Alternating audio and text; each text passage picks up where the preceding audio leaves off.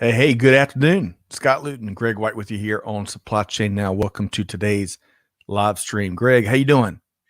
I'm doing quite well. I can see that we both got new haircuts, so that's good. Getting respectable for the community. Got to keep it that way, right? Yeah. Well, we have a great conversation teed up here today. It's been a busy production week, but we've been looking forward to this one here today. Diving into the neat story of really next generation business partnership that's powering supply chain success in a way that really is benefiting the entire ecosystem. So we're going to be diving into the story of Alloy and Valvoline. So Greg, we've been working on this for quite some time. This is going to be a good one. Yeah, it is. Next generation in every way. I mean, we're getting to see the next generation of technology and the next generation of supply chain professionals who, Scott, are well more educated than we are. Aren't you glad we're already in supply chain? Because I feel like we couldn't get in now if we weren't already. Excellent point. An excellent point. It'd be like trying to be an offensive tackle in the NFL. I just wouldn't make the cut. But nevertheless, great conversation teed up. And I think there's going to be plenty of takeaway regardless of what aspect of supply chain or business you're in. These two organizations really reinvented how they work together, and it's really blown up for everybody in a great way. So let's quick programming note. So Greg, if folks enjoy this conversation, what should they do? Well, you know what they ought to do, Scott, is they ought to call you at home at subscribe wherever you get your podcast from. Go to our website, supplychainnow.com, or YouTube. I put that there just for you. Thank you. Right there. Thank you. I think YouTube is a great vehicle for this. I mean, I don't know about you, but Peter Bollet and I the other day, he's got a problem with his convertible top on his Mustang. This is a supply chain professional, part of our community. So he and I were going back and forth on this exchange, a totally different topic, going, hey, try this video. I think this will help you. So yeah, it's a great vehicle, and you can learn a lot about supply chain. So Supply Chain Now. You sure can. Supply Chain Now and Tequila Sunrise, which is also on YouTube and in podcast stream. So check that out wherever. Spelled just like that. Yeah. All right. So speaking of our community, and thanks so much for all the comments this week. We hit episode 600 yesterday, which, look, we don't measure ourselves with podcast episodes, but when you create content, it makes you think of everything that went into all of those episodes and all the relationships. So really appreciate all the comments that we got from folks. Let's say hello to, let's see here. So Amanda, of course, Amanda and Clay are behind the scenes along with Allie and Natalie here shortly. So hello, Amanda. Lee Hoffweber from Houston. No container ships suck here. I think he means stuck, but what a great topic. I mean, I think the last 3 posts I've put out on LinkedIn have been about companies waiting at Port of Los Angeles. I'm thinking, just go through the canal. That's right. Gary Smith is with us from probably cold New York City. Azalea Davis. I'll tell you, you can't do the live stream these days without Gary and Azalea for sure. So great to have you here. Susan via LinkedIn is tuned in with us. So great to have you, Susan. Welcome aboard. Srinivas, hello from India via LinkedIn. Great to have you here. Samuel from Panama. Hello, Samuel. 2 days in a row. That's right. 2 days. And we won't tell the boss. David, of course, you got to have David. Great episode with him not too long ago, a 25-minute interview on YouTube, by the way. Find that. Yeah. T Squared is with us. Great to have you back, T Squared. Good Friday Eve. Looking forward to the nourishment. We are too. Friday Eve. I like that. Finally, John Perry. So hello, John. We're looking forward to your sense of humor as always. And Todd Raines. The Rain Man. He is here. So it was neat to have him part of last week's live stream. And hello, Steve, via LinkedIn. Hopefully you're not riding him for that already, by the way. So. Hopefully Steve's not riding that bike while he's dialed in and typing. We'll see. He may be just that talented. Hey, always looking where you want to go. That's the most important lesson of mountain biking. Don't look where you don't want to go. All right. So hello, everybody, and welcome everybody, and especially those that we couldn't get to. But we look forward to hearing your input as we wind our way through this great conversation we've got teed up. So let's buckle up and let's introduce and bring in our two guests here today. We're going to be featuring Katlyn Davis, Operation and Sales Analyst with Valvoline, and Logan Ensign. I got that wrong. Logan Ensign, Vice President, Client Solutions with Alloy. We'll have. Hey, Logan and Katlyn, good afternoon. Good afternoon. How are you guys? Good. It feels like we've already had this conversation, so now we're just having it for the rest of the world, right? So everyone else can see. Yeah, exactly. Logan, welcome back. Thank you. Excited to be on this morning. Or I guess afternoon, depending on depending on where you are, right?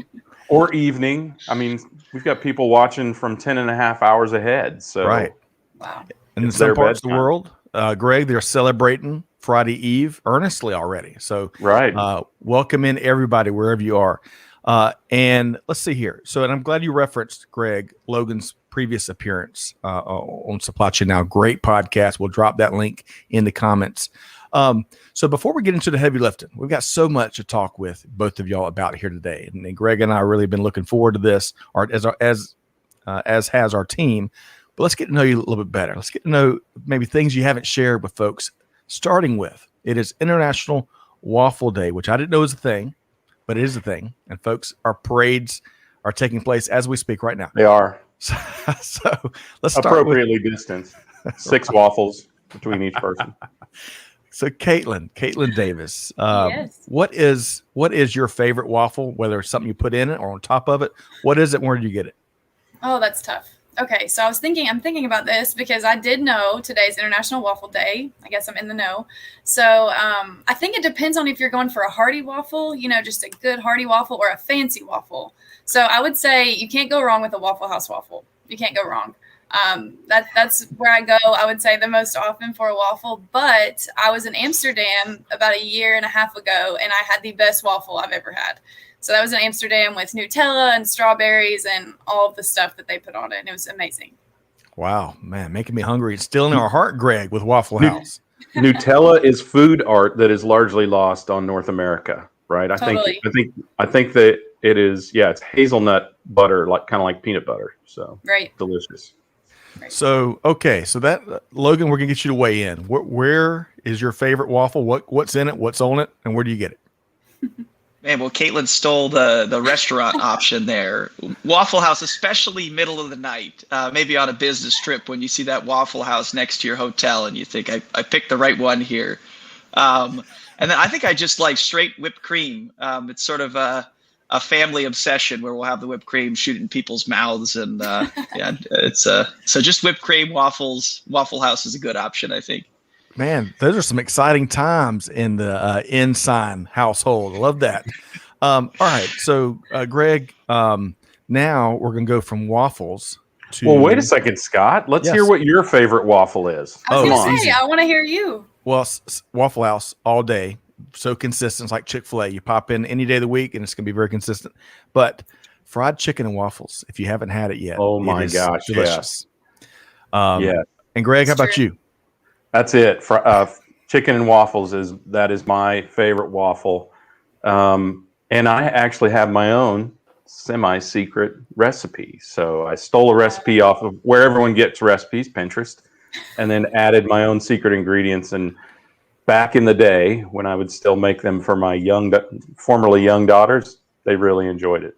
Man, we're going to have to pry that now it will remain recipe. a secret forever because I think I've lost the original recipe. I was going to say, this recipe needs to be released to the masses. Right. Yeah. I'll have to dig it out. Lost do you to have history. a deep fryer, Greg, or do you use cast iron? Or No, we have one of the ancient waffle makers where you can't tell. I have to remind myself every single time, is it light on or light off that means it's done? I can't.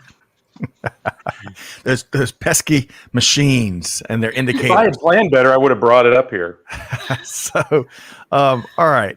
So let's move from Waffle Day, International Waffle Day. Let me get it right. I don't want to make anybody mad. To recent reads. One of my favorite questions to ask folks is what's been a recent read that they've really enjoyed? And we're going to in reverse order. Logan, let's start with you. What's a good recent read of yours? No, it's a great question. I'm very much into fiction. I don't know if folks have read The Goldfinch, but that was a fun one to read. My wife goes through about 10 books to my one book, and it took me probably 4 or 5 months. And I don't know if you consider it reading if it's all through audiobooks, but that was a fun one to get through. And okay, all right, yeah. So I highly recommend if people are into fiction. Awesome, love that. I've heard about that book. I don't know it. But I've heard a lot about it. I'm gonna have to write that down. Yeah, write that down, Greg.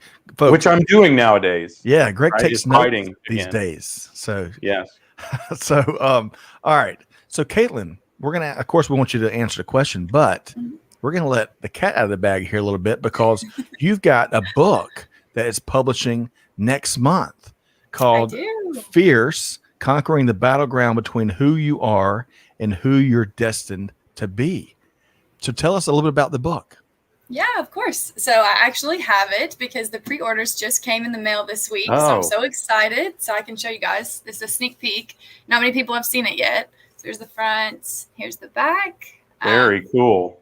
Yeah, so I'm super excited. This book is 2 years in the making, so it's hard to juggle grad school, working full-time, a puppy, and writing a book. So it took me a little longer than expected, but I'm super excited. It comes out, like you said, April 26th is the release date.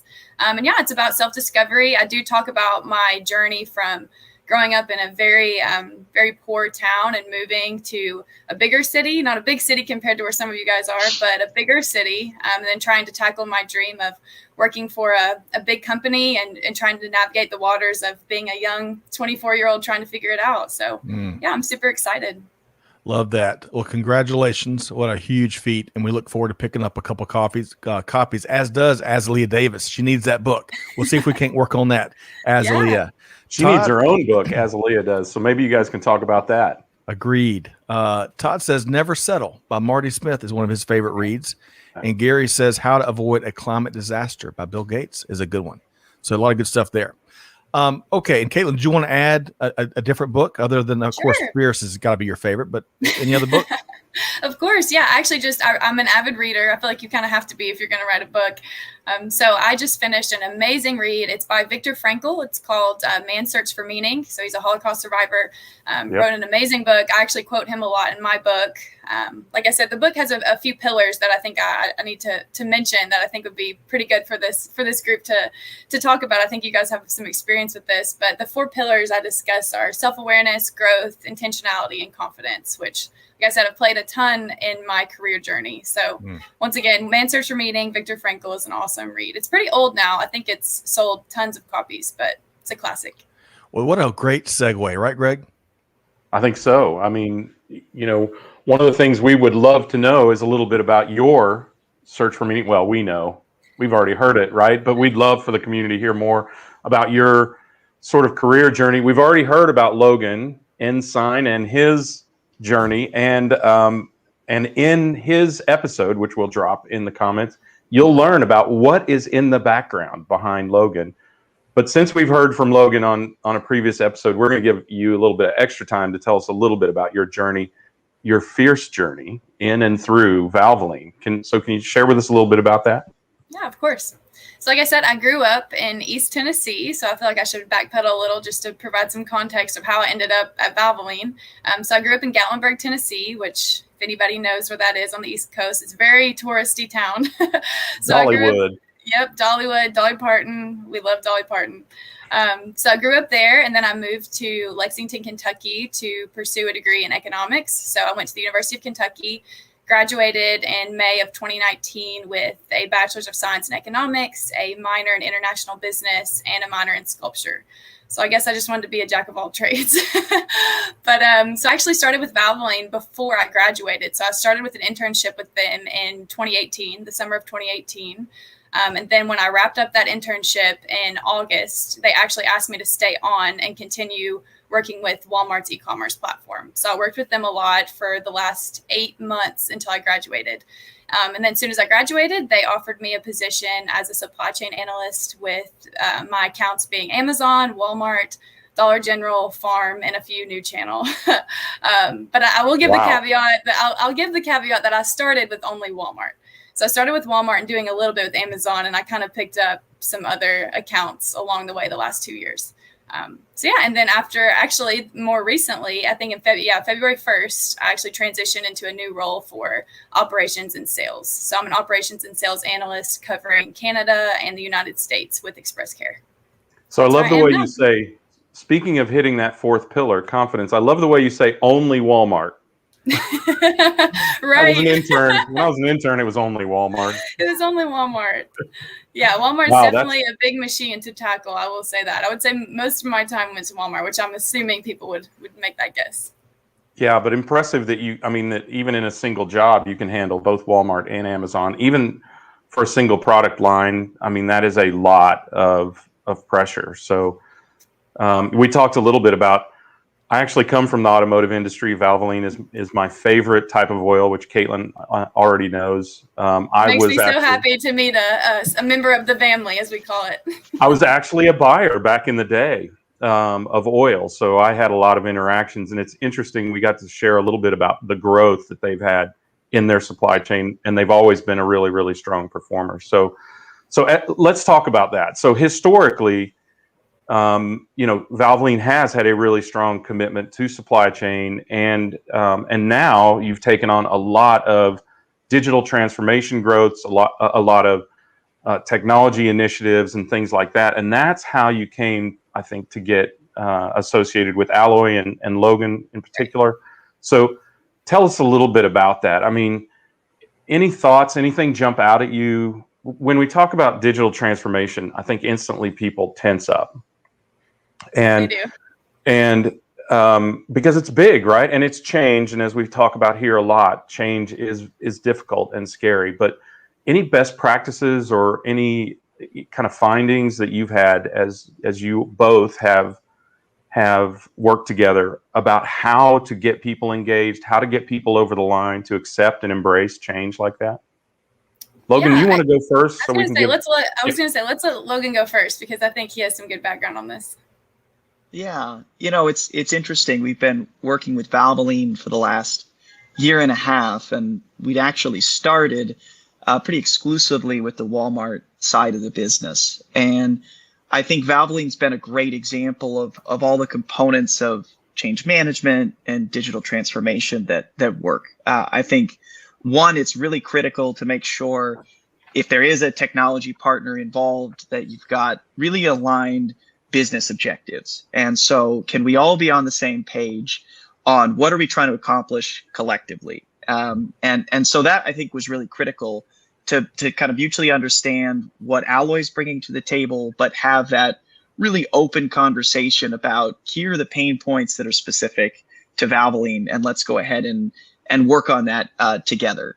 I think technology is only a piece of this, right? And an organization bringing in big technology investments or really investing in digital transformation, it's important to also acknowledge that you're going to have to be flexible in your process, in how you collaborate to best take advantage of the technology. And I think that Valvoline was a great example of having that mindset of, now that we've got new tools, new insights to go attack our problems, what changes can we make internally to make sure we're taking advantage of that? How do we evaluate our current processes and structures to go and be most effective in this? So it's not just bringing on a technology partner, but it's acknowledging you need that aligned vision on what we're trying to accomplish, and you have a willingness to talk through process and sort of revisit old paradigms to make sure you're getting the most value out of the investment. So Katlyn, tell us a little bit about how you did that, because it's really, I mean, it's really on the organization to promote that. You have to embrace a new business partner as almost one of your own to be able to accomplish that, what Logan's talking about. So share with us how you guys tackled that. Right.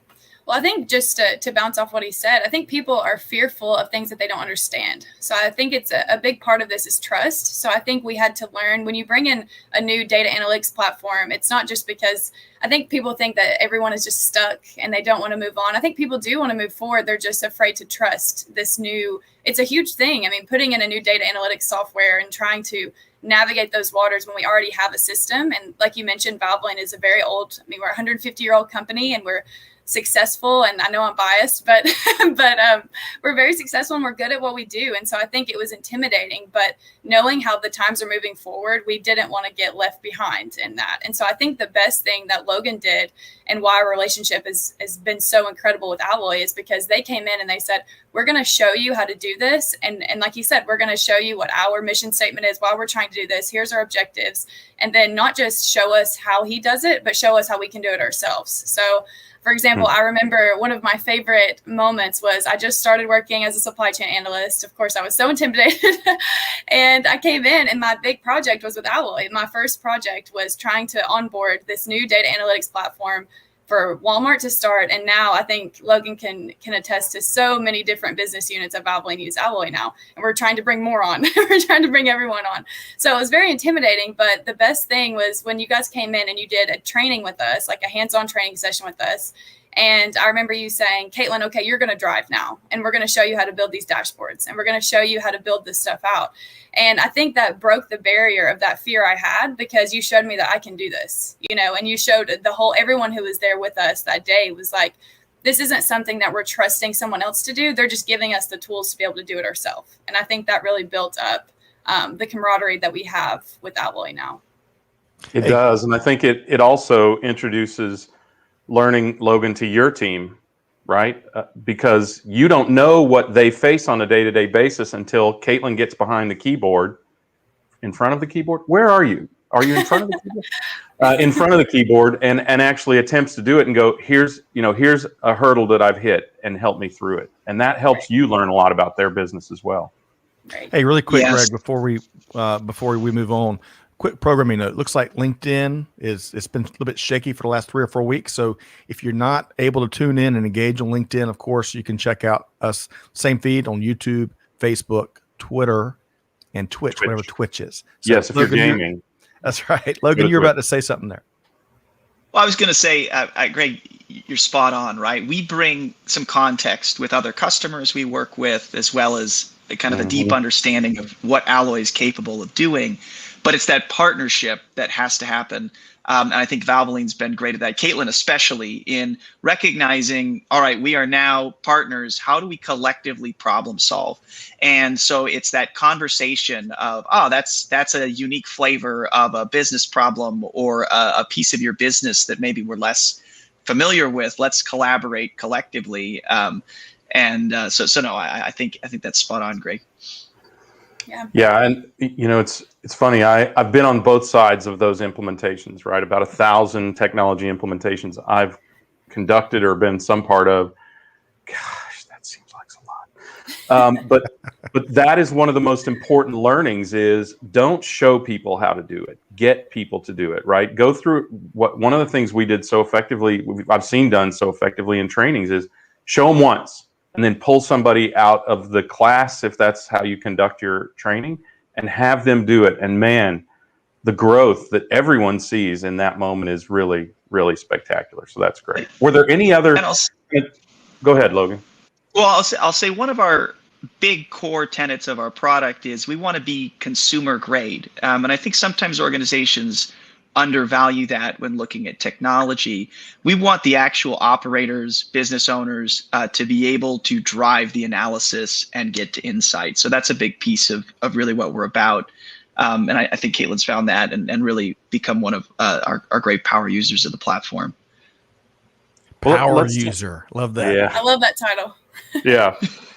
So maybe you can lobby for that to be your actual title at Valvoline, Katlyn, or amend it yourself. At least on LinkedIn, you can give yourself your own title. I was going to say, I think I would get some more connections on LinkedIn if that was my title.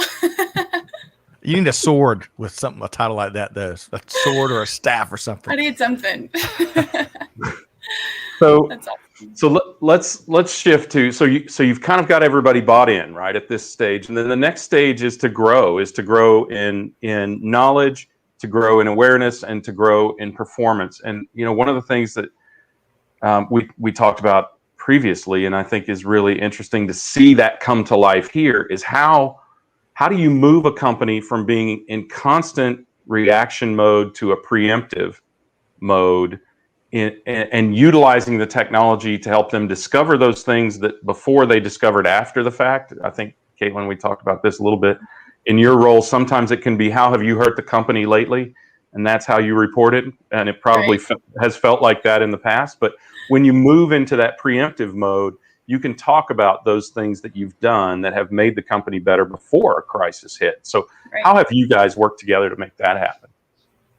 Yeah, I think going back, that's a perfect transition from the tools and having that, customer buy-in, as someone in the comments just said, how important that is, because before, I don't think we trusted the system enough, not Valvoline, but just in general, I don't think supply chain trusts the system enough to say, let's forecast in the future and let's, put these stakes in the ground of what we think is going to happen, because I think it's so volatile, especially in today's world.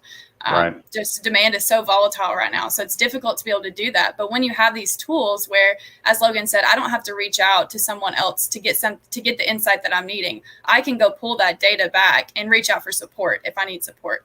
And I think having that connection to where I know I'm supported, but at the same time, I'm the one who's driving the data analysis. I can get these metrics, pull them in, and send them to Logan or someone and say, am I looking at this correctly? Can we really, be proactive and know that POS is trending down? So, we need to burn through some inventory, or POS is trending up. We need to, have some raw materials delivered a little sooner than we thought. So I think that's a huge win, especially for Valvoline, because I think we all know supply chain, nothing happens instantaneously. If there's an issue in supply chain, it takes a little while to get it fixed. It's a long system and very complex system. So I think being able to see in the future and to say, hey, I trust this. I trust my data analysis skills, and I trust this tool that I'm using enough to be able to say, I'm going to go to my buyer now and say, hey, I think there's some issues that we need to be looking for down the pipe.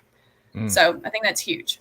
It's powerful. Logan, I'm curious, because like I said, I've done this before, but it's been a while. I'm not going to say how long it's been, but I'm always curious how you get people over the line. The word trust, right? Trust in their own skills, but trust in the technology and the data that is being revealed to these power users. It's critical. How do you get them over the line to that level of trust? Yeah, no, I think it comes back to, our team is very much focused on value and how do we help deliver business value for our customers. So it's that alignment that I think goes a long way.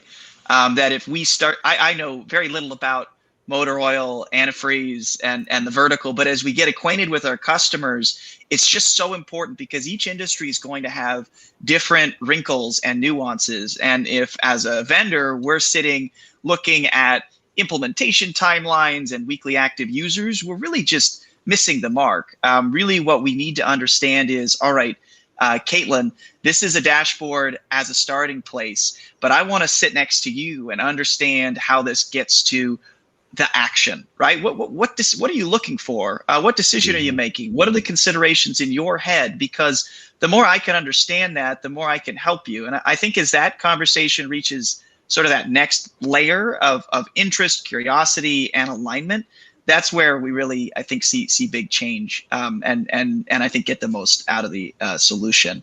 I remember, and I don't know, Katlyn, if you remember, we were in Lexington. It was one of our last trips before the pandemic hit, and I had never been to Lexington before we started working with Valvoline.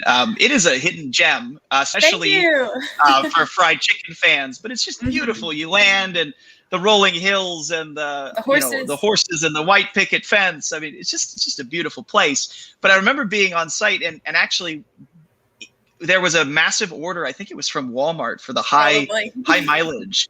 Right. And I think that was a fun sort of dynamic to see. Do you remember that much, Katlyn? I do. A big order coming? Yeah. I do remember. I remember thinking this is perfect timing because Alloy's here and they can help us. But no, it happens a lot. Those things that I have that memory in my brain right now, thinking back to certain times. And even when we've come to visit you all and we've gotten to sit down together and we've had something, and I've been able to, I feel like there's other platforms that we use that are great, that we utilize a lot, but it's not that personal connection to where I can say, here's exactly what I'm struggling with, and here's the dilemma. Can you help? Like, what kind of metric do I need? I don't even know what metric I'm looking for to solve this. And you can come to me and say, hey, we've actually done this with another customer before, and it's really worked. So I think about, phantom inventory. That's been something we've wrestled with a lot, and just trying to, understand it better. I feel like it's kind of aloof, and in supply chain, at least, it's something that not many people really dug too much into. And as soon as we brought it to your all's attention and said, hey, we just want to know more about this. Can you help us dig into this? Your response was, of course, we don't have something yet, but we're going to build it. And so the last year and a half, it's just been so awesome. And I think the reason we've built that trust with you all is because you've done what you said you would do. And you have helped us with that. You have said, hey, by the way, circling back, Katlyn, we've been working on this dashboard for you. Let me walk you through it. And so I think little things like that. And like you said, the in-person meetings where we've needed help and we've sat down together almost like you were a part of our team and really walked through those things together, I think is a lot better than just giving someone a tool and saying, here, learn how to use this. All right. So I want to share a couple of comments, and then I want to kind of move the conversation kind of upstream and downstream, the whole ecosystem. So we'll touch on that in just a second. As Gary said, getting customer buy-in is key. Also, that partnership, Cindy references here, that partnership. Clearly, y'all are talking about your relationship and your partnership in a very forward-looking, progressive manner, which is next generation supply chain, which I love. As Leah, broadcasting needs of the consumer through our data that creates perceivable goals and trust. Gotcha, Katlyn. I love that. A lot of good stuff. Jeff Miller, I have seen the most successful solutions become those which promote creativity and enable innovation, helping users cultivate new ideas for business capability, going beyond simply improving operating efficiencies by connecting data. Jeff is about 5 pay grades above me, and you can tell by how you wrote that comment. Greg, you're going to say something.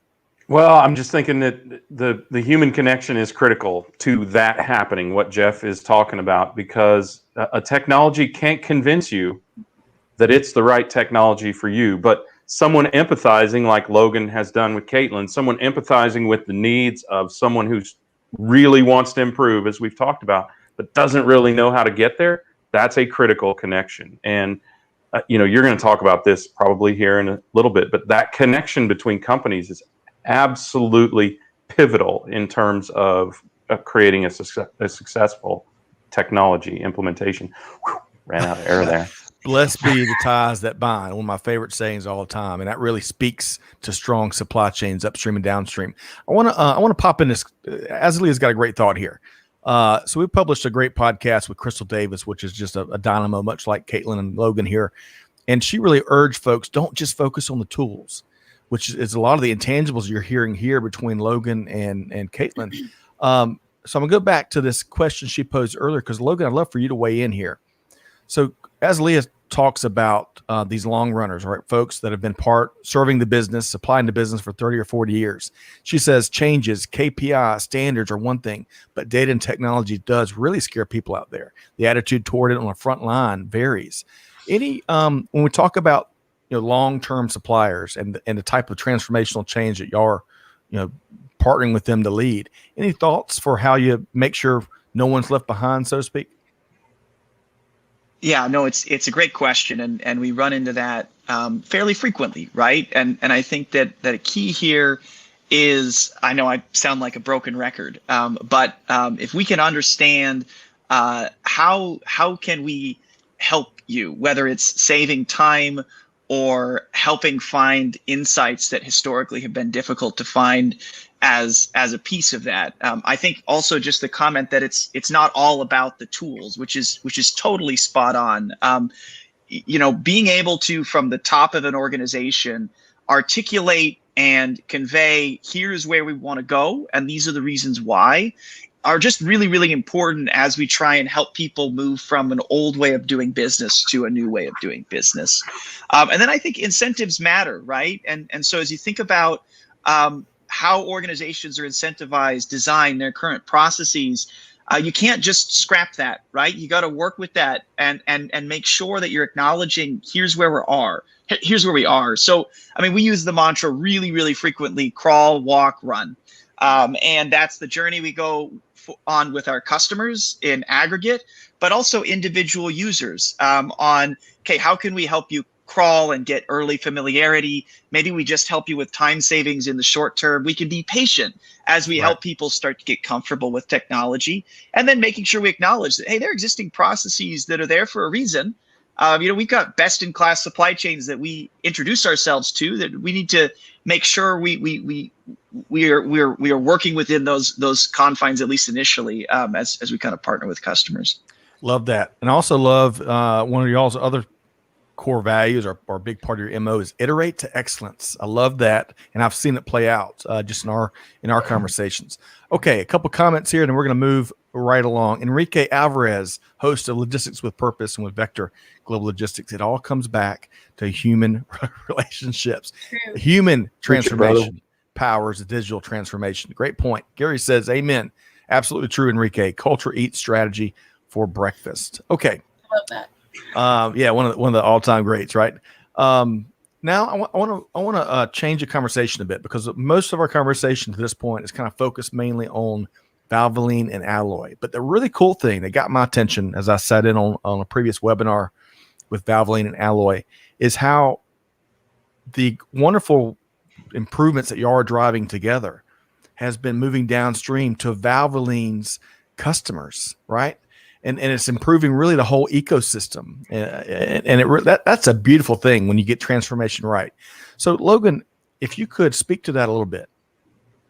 Yeah, well, I think some of our early customers and some of the early users have this mentality of, oh, Walmart is Walmart, and so they're going to manage my inventory great, right? And that I can trust and defer to them. And ultimately, they've got great systems, technology, people, but their portfolio is massive. And as a brand manufacturer, you know your business better than Walmart does. And so if you think about, as retailers start to give more and more data access to their trade partners, you can ask the question, why are they doing that?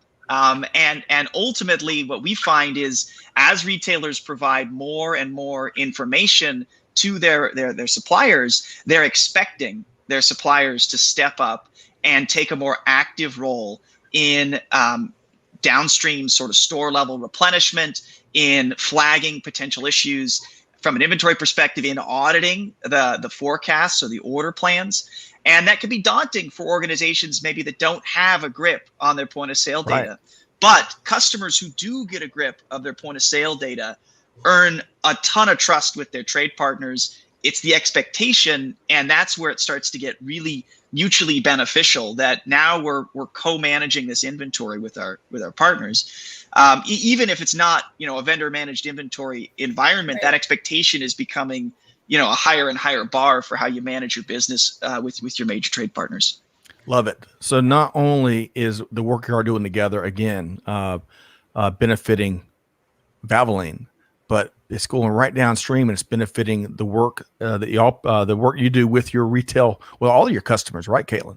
Yeah, right. And I think it used to be, I think supply chain, from what I've heard in the past, used to be definitely a segment of the business that was more background work. You would do it internally with your business, but you wouldn't venture outside of that. You would, like Logan was saying, you would support things, but you weren't at the forefront.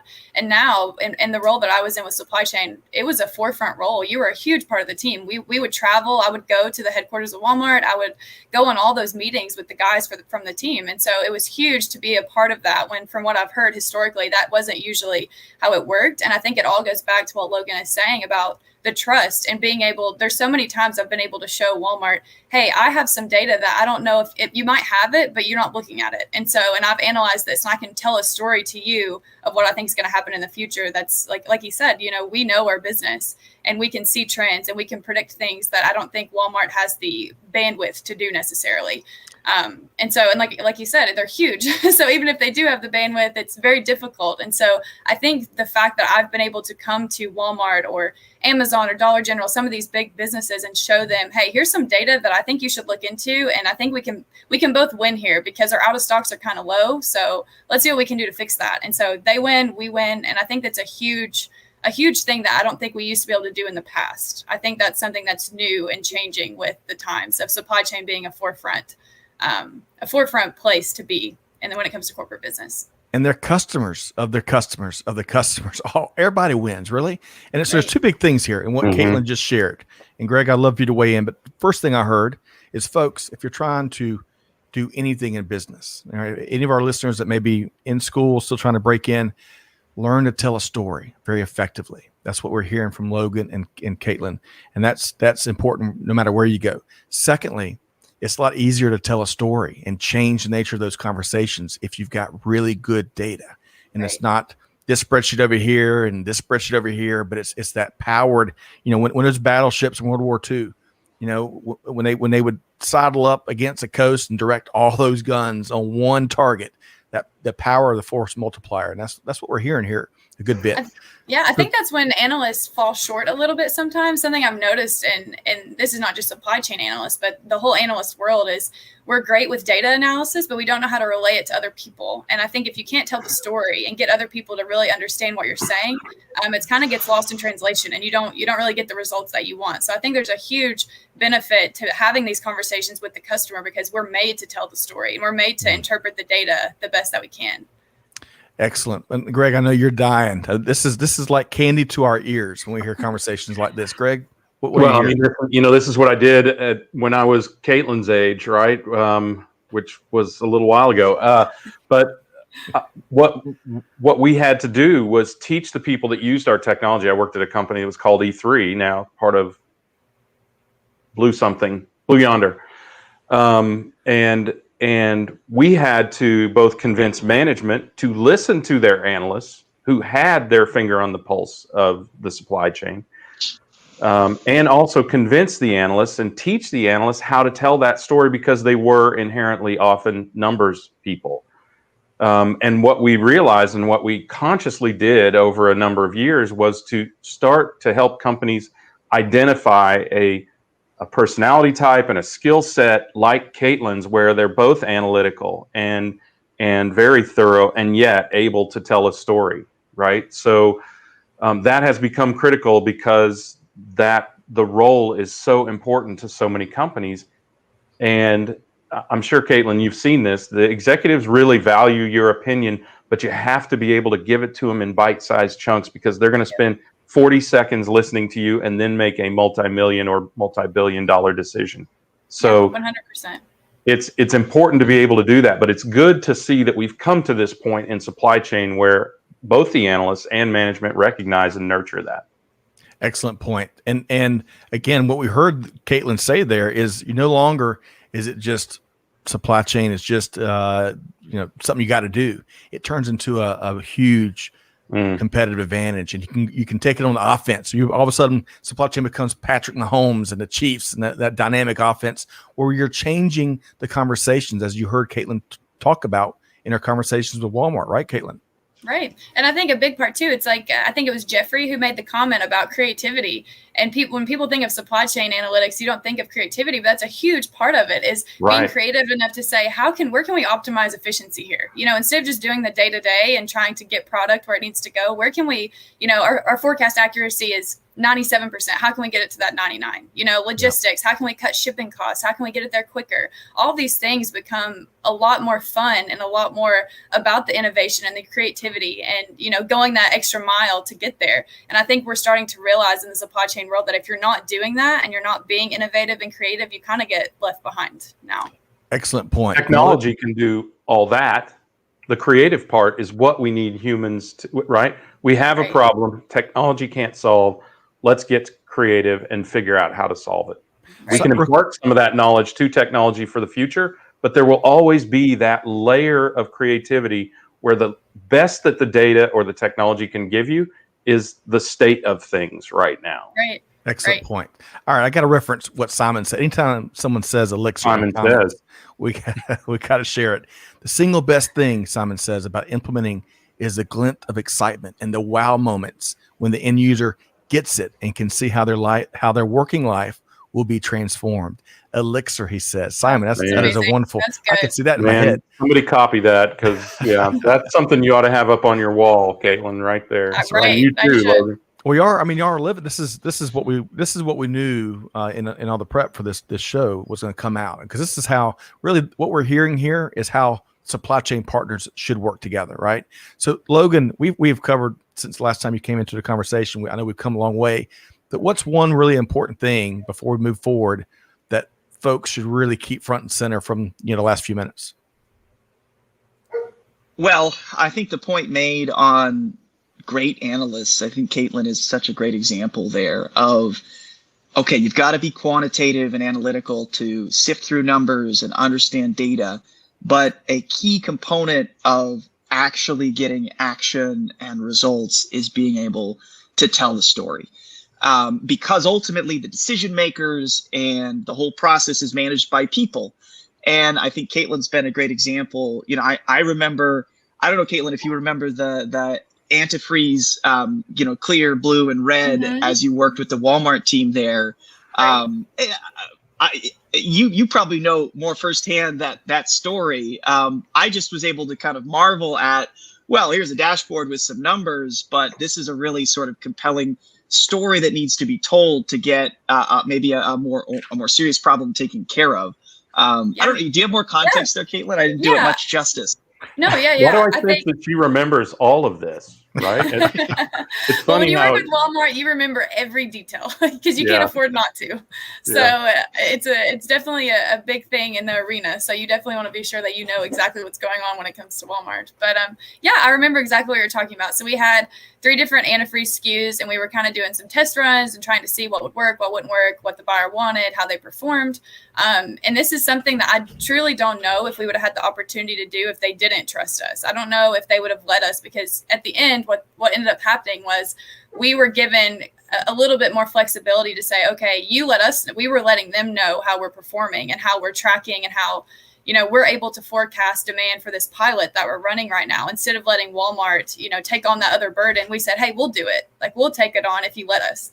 And so, like I said, it was huge, because I don't think that would have been necessarily an opportunity if they didn't trust our supply chain skills, which inevitably made us trust Alloy a little bit more, because we had those tools and we had that connection to where I could reach out to Logan or Manfred or anyone over there and say, hey, here's what we're trying to do. I think I remember the first day I reached out to you guys and said, we have this huge project and I know what I want and I know what I need, but I don't know necessarily how to get it. And so that's when you all came in and kind of showed me. And that was where the partnership, I think, really sparked, because that was a very successful pilot. It went great. I think it built some credibility with Valvoline and Walmart. So, and I can see us moving forward and doing the same kind of thing. So excellent. And we can only take it so far. Katlyn was critical in being able to communicate back to the buyer, replenishment analyst. And so I think it's just a key component as you look at, the really strong analysts, or if you're in an analytics role, make sure that skill set exists and you can communicate all the way to the point of action, right? This is what it means, and this is what we should do. And I think that's where Valvoline has really shined, and Katlyn in particular. And if you don't have that confidence, it's just like what you're saying. And I can only have confidence in what I know and understand, but I need confidence in the data before I can go tell that story. So I don't feel comfortable telling that story if I'm not confident about, the data. And so knowing that I have a partner to where I can get that information from and trust it, and that helps me to be more confident to go to the buyer and say, hey, I think I have some information that you would like to know. And like you all have said before, going to Walmart is pretty intimidating. So you want to be sure you've got it. You've got your stuff in order. But yeah, right. That's great, Logan. So what's interesting, what's funny here, really, at least I find it funny, is we're talking about this glorious story where supply chain's working, and then Enrique brings us back, crashing down back to earth. And then you have a pandemic or wind pushing the Evergreen vessel and blocking the Suez Canal. Such is life in supply chain. Love that, Enrique. I hope it defines you can even to an extent consider that. I mean, remember the discussion that we've had so often. Supply chain is not a cost minimization exercise, and this is a massive shift that I think supply chain professionals need to undertake. It is a risk management exercise, and you need to consider the likelihood that something like that will happen. I don't think there's a model on the planet that could predict the impact of a pandemic, because it's a rolling impact. First of all, there was one impact, now there are more. It's a rolling impact, but things like traditional disruptions in the supply chain, you can absolutely account for. There are models that can even address that. So, hey, really quick, and we've got one more topic we want to hit on, and we're not going to get a chance to answer. But Azalea, I'd love for Katlyn and maybe Logan, y'all connect with Azalea maybe after the show. She's on a path to become a data analyst. She's already a brilliant mind, biomedical engineering. Love for y'all to compare notes and maybe shed some light on that path, that journey. Yeah. Maybe she could take your role temporarily while you're on your book tour. Hey, there we go. Nice. I love that. Randy Smith. Data pulled from disparate systems needs collaboration across functional stakeholders to ensure interpretation, the story is correct, and business users can improve decision and take action. That's a great comment. What a great segue. Yes. Thank you, Greg. We're tracking together, my friend, because what we want to talk about is that cross-functional collaboration, which is so critical across business, especially supply chain, right here in the information age. So, Katlyn, given your journey and given what you've shared, you could probably be pretty uniquely positioned to address this critical component. Any thoughts on your end there? Yeah, I think something that Valvoline does really well, and I can't attest to how other companies do this, but it's like I said before, supply chain wasn't something that we did in the background, and I didn't have communication. I met with the directors every week for each of my accounts, and just being really actively involved with the account and with every part of it, with the marketing side, with, like I said, the supply chain, the customer service, the sales guys. I think it's huge being able to have all those cross-functional teams, because every analyst has a little bit different information, or is at least in a certain specific niche part of the data a little bit more. So I think having those connections, and I've really learned that with my new role, being an operations and sales analyst now, there's things now that I wish I would have trusted people on, or I wish I would have reached out more when I was a supply chain analyst, because the operations guys, they could have helped me a ton. But I think I didn't really know that. And so one thing that Valvoline is really great about is having those cross-functional teams meet on a very frequent cadence to say, I have some data that you might not have, or that you might not look at as frequently. So let me pull that in, and we can all use this to make supply chain better, logistics, operations, even marketing. I feel like that's something you would never think a marketing analyst would go with a supply chain analyst, but we worked, and I think Logan can attest to this, Jordan and I worked together every day just to make sure that we had the right data together, the right data set together.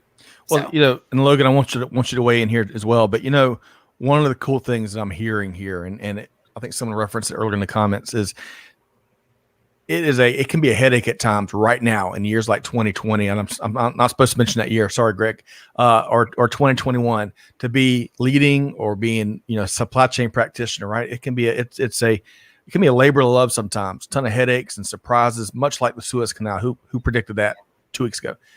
But these changes, these transformations, these continuous improvement projects, where you're changing the game, but also equally as important, you're making jobs easier for these folks that have a very complex and pressure-filled position. So I love hearing that.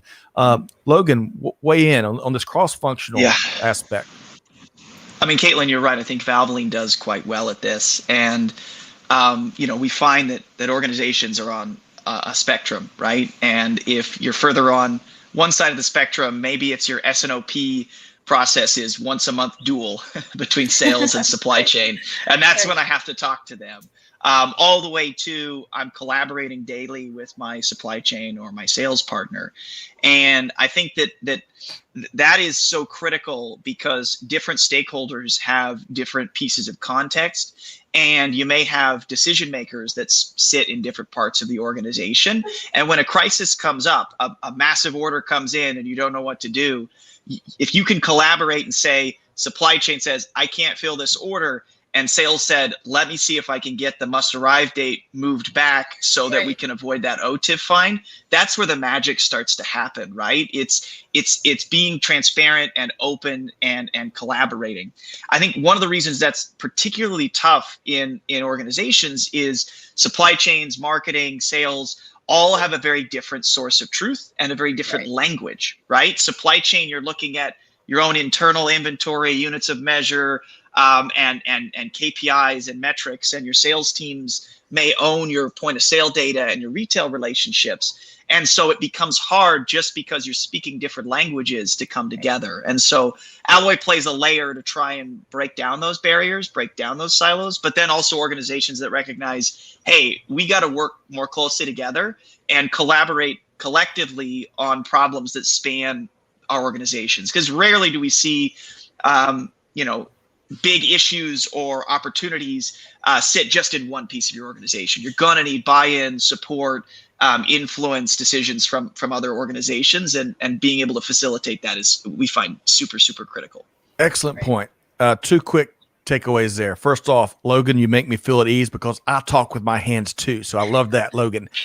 Secondly, these days, if you're operating in silos, unlike the integrated manner that Logan's speaking to, you're inviting disaster and you're inviting Murphy's Law into your global supply chains. You've got to work in conjunction, in alignment that we talked a lot about on the front end. So love that. If you don't, your container ship runs aground in a canal.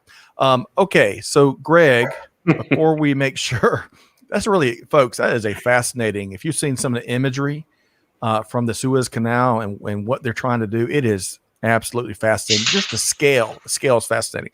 All right, so Greg, before we make sure folks know how to connect, there's a lot of comments here. I'm hoping we can connect them after the show with Katlyn and Logan.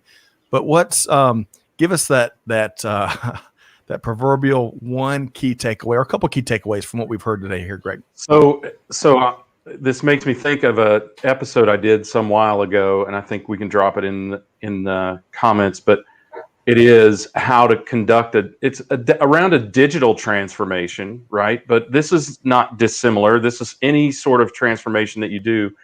And I think there are a few things you have to think about. Number 0 is that technology is not the solution to your problem.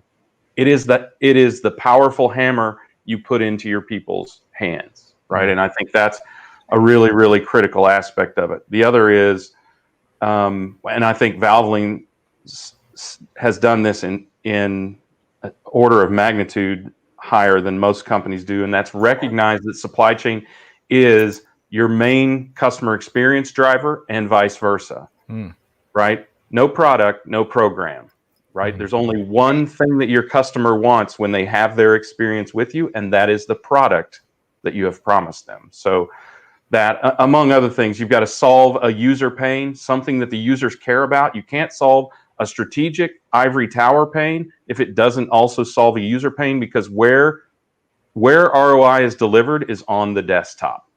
I think both you, Logan, both you and Katlyn talked about you have to teach people to fish. Don't give them a fish, teach them to fish. And you get real buy-in. Katlyn, you enunciated this really clearly. You get real buy-in from the people, because everybody talks about buy-in during these things, when you demonstrate wins, right? Demonstrate wins will, for your people who have a real problem, you will get buy-in. And then the last, and this is not as fun to talk about, but I think it's something we alluded to, and it would be imprudent for Logan to identify this, but the truth is you have to expect attrition. There will always be that one person who chooses to retire rather than reform. And that's not a bad thing. But you even have to nurture those people. I've experienced it. You really have to nurture those people as well and try to bring them along. And some of them just realize they're just at that point in their career when they don't want to learn one more thing. And they buy an RV and they're out. And you replace them with somebody like Katlyn, and everyone is better off. Love it. I love it. I wish I could share my screen here. The Alloy team has been live tweeting along with Supply Chain Now here today, and they picked up on one thing that Greg just shared there. Supply chain is your main customer experience driver, and it's got Michael Scott giving you a little tip of the cup, because that is such a great and powerful point. We talk a lot about how that CX is becoming as synonymous as UX or employee experience, or you name it. So a lot of good stuff here today. I hate these kind of conversations energize us here, and this is why supply chain is such a cool place to be, despite the challenge in years like what we're living in. Let's make sure. So we're kind of running out of time here. I want to make sure folks know how to connect with you both. So Katlyn, let's start with you. Not only all the supply chain nourishment you've dropped on the community, but your first book is getting released next month. So how can folks connect with you? Yeah, so I'm on LinkedIn, Katlyn A. Davis, and of course, if it says Valvoline, that's me. So I'm on LinkedIn. You can find me there. Also, my website for the book is KatlynADavis.com. Yep. And the book will be available on Barnes & Noble's website, Amazon.com, Booktopia, wherever you get your books. So yeah, I'm excited. I think you can pre-order it now if you wanted to. If you want to go on Amazon, you can also pre-order it now as well. So awesome. And hey, support your Can local you show book. us that again? Yes. While Scott's doing that. Thank you. Sure. Love it. Love it. Back. I love when books put the authors on the front cover, because you connect with them on a human level. I was hesitant about it, but the man who wrote the foreword of the book said that it was he described it as a personal thesis. And so I said, I think I should put myself on it then, I guess, if it's in reference to a personal thesis. So I love it. Well, support all those, but also support your local bookstores. I bet it's going to be everywhere. So a lot of good stuff there. All right, before we ask Logan, I want to drop Greg is preaching again. He sure is. Quentin says, first users are always the people we have to satisfy. Peter says, supply chain has always been a challenge. 2020 simply elevated it to the C-suite. Excellent points there. And Gary, you're reading. You must be reading from our my running show here, because Katlyn just shared that it's going to be everywhere. It's taking over the world. Fierce, fiercely. All right, so Logan, really have enjoyed it. Have enjoyed our conversations, and Greg, I think it's important to point out the Logan you see here is the same Logan you see between the shows. He's just an incredible resource and a great individual to collaborate with. So Logan, how can folks connect with you and the Alloy team? Yeah, so LinkedIn's going to be the best way. Logan Ensign, I'm active there, so feel free to connect with me. Alloy.ai has some great resources to get more acquainted with the platform. And then on that website, you can find different ways of getting in touch with folks at Alloy if you want to learn any more about what it is we do and our offering. Awesome. Well, and one last thing, I'm not sure if we dropped it in the notes as well, but for a continuation of the story you've heard here between Valvoline and Alloy, there's that great webinar, which is available on demand, which features one of Katlyn's colleagues, Eric. Is it Rossi? Oh, Rossi. Eric Rossi. Yep. And they've got that available. I think we can maybe find a link to drop it in. Y'all should check that out. Lots of very frank information. Eric tells it like it is, and there's not enough of that in global business. Okay. Well, Katlyn Davis with Valvoline, Logan Ensign with Alloy. Really, it's been a pleasure to share your story with everyone here in our community. Indeed. Love the interactions. I love the comments. We've got plenty of T-shirt isms from you both, and we got plenty from the audience and the community as well. So we look forward to reconnecting really soon, and thanks for joining us here today. Yeah, thank you all so much. This is awesome. I hope you guys have a great rest of your day, and I can't wait to go back and listen to some of these other webinars that you guys have had. We're looking forward to it. Thanks so much, Katlyn and Logan. Yeah, thanks for joining us. What, man? Those kind of conversations I wish we had a couple extra hours we could bolt on, because there's so many different. I'm sure we're scratching the surface in a big relationship like that, right? Yeah, we are. I'm certain of it. You can tell that they work really closely together.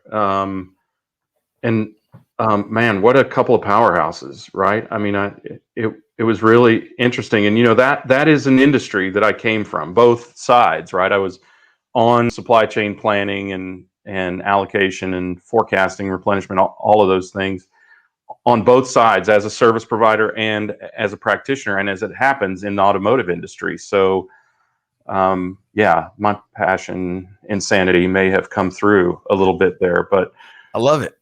Powerful. It's good to see. Honestly, the thing that really enthused me is I can see that they are carrying the torch forward, that which we tried to instill in the industry over the many years that I was still in industry. They are clearly carrying that forward, and that bodes well. Agreed. Well, man, it's such a neat conversation to be part of. So much there. And not only is the story great, but Logan and Katlyn, to your point, Greg, the relationships that there, it makes it even more interesting to dive deeper into. So, folks, hopefully y'all have enjoyed today's live stream as much as Greg and I have. I think all of our supply chain nerdiness is on full display, but this is why we do this. So, as Simon said, yes, that was a doozy. It really was. And appreciate the comments we've gotten. And Rhonda, hello, Rhonda. We didn't get a chance to say hello to you earlier. Thanks for tuning in, folks. About the LinkedIn connection, we've been I think many folks, content creators, have been seeing some shakiness with LinkedIn. So hopefully we can get that rectified in the days ahead. But you can always tune in to our live streams on 5 different channels. So you've got options. That's not a bad thing.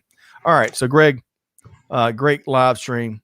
Really enjoyed it with you. We've got the reverse logistics series teed up tomorrow, where we've got a supply chain leader from Best Buy, and of course, Tony Schroeder with the Reverse Logistics Association. So y'all join us tomorrow at 12 noon. We're going to find out how Best Buy has been navigating the reverse logistics and returns landscape, which has been a tough one. Always a tough one, but last 18 months. Fascinating to hear from Best Buy how they're doing anything, because they were at the forefront of the e-commerce disruption, right? And again, another company I'd worked with in the past, they have an incredibly strong commitment to supply chain there. Well, on that note, hopefully y'all enjoyed it as much as I have. On behalf of Greg White and the whole team, Amanda and Clay and Natalie and Allie, the whole team that made it today possible. Big thanks to our friends at Valvoline and Alloy. Big shout out to Cindy who helped pull this discussion off and pull all the pieces and the levers. Always a pleasure. But hey, to everyone, on behalf of us all, do good, give forward, be the change that's needed. And on that note, we'll see you next time here on Supply Chain Now. Thanks, everybody.